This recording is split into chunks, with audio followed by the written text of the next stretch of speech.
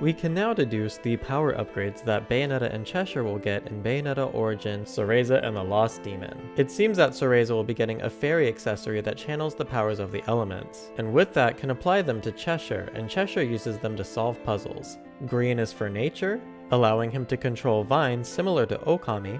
Blue is for water, allowing him to use Hydro Pump from Pokemon. Brown is for rock and used to shield Cereza from obstacles and attacks. And we will eventually get a red power-up that uses the element of fire, as we can see at the end of the demo that's included in Bayonetta 3. We can change these elemental styles down at the bottom right with the D-pad on whichever controller is controlling Cheshire.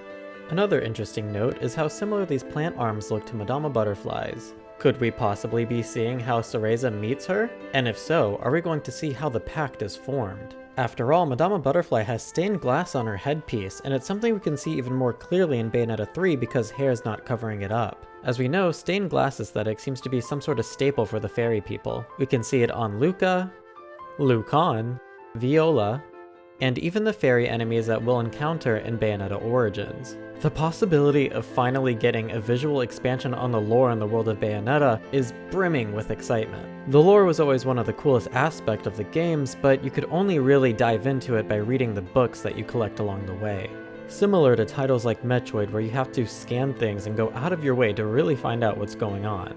Not much was actually shown in cutscenes during the main campaign. So what are your thoughts and speculation on Bayonetta Origins? Let me know down in the comments, and until then, feel free to stay on the channel with more of my videos, including my in-depth analysis of the last trailer. I've been johtojonny, have fun.